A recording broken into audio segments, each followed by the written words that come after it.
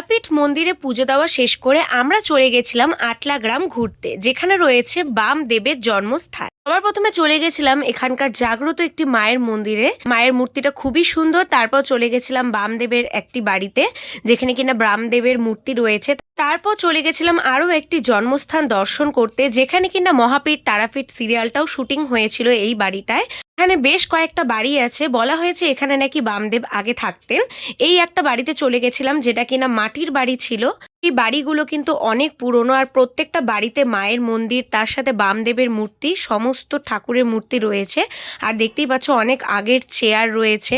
আমরা প্রত্যেকটা মন্দিরেই পুজো দিয়ে নিয়েছিলাম, আর আমরা কিন্তু প্রতিটা মন্দির দর্শন করেছিলাম। আর এই মাটির বাড়িটায় কিন্তু মাটির সিঁড়িও রয়েছে, যেখানে কিনা বন্ধ করা আছে, উঠতে দেয় না, বাট খুব সুন্দর লাগছিল দেখতে।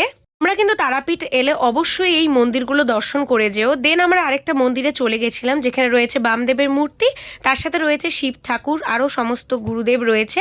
সেখানেও আমরা শিব ঠাকুরকে পুজো দিয়ে নিয়েছিলাম। তারপর একটা মায়ের মন্দিরে চলে গেছিলাম। মন্দিরটা দেখছো, এটা কিন্তু একটি বনিদি বাড়ির মন্দির, আর একই কাঠামোতে কিন্তু প্রত্যেক বছর দুর্গাপুজো হয়। তারপর আমরা আরও একটা মন্দিরে চলে গেছিলাম, যে মন্দিরগুলোর নামটা আমার ঠিক মনে নেই, কিন্তু খুবই সুন্দর ছিল মায়ের মন্দিরটা।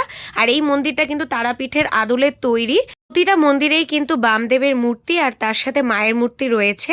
আর এখানে দেখো উপরে যে চিত্রপটটা রয়েছে, শ্রী শ্রী নীল সরস্বতী তারামা, এই নামটা কিন্তু আমি প্রথম জানলাম। তারপর আমরা চলে গেছিলাম একটি শিব মন্দিরে, আর শিবলিঙ্গ রয়েছে জলের মধ্যে, দেখতেই পাচ্ছ। তারপর এই মায়ের মন্দিরেও চলে গেছি। তারপর আমরা চলে গেছিলাম মুন্ডমালি তলা মহাশ্মশান ঘুরতে, সেখানে কিন্তু এই মায়ের মূর্তি রয়েছে। আমাদের ভিডিওটা কেমন লাগলো আমাকে কিন্তু অবশ্যই কমেন্টে জানিও। আর আমি সমস্ত কিছু তুলে ধরার চেষ্টা করেছি এই ভিডিওর মাধ্যমে। তো ভিডিওটা ভালো লাগে লাইক, কমেন্ট, শেয়ার, সাবস্ক্রাইব করতে একদম ভুলো না। টাটা।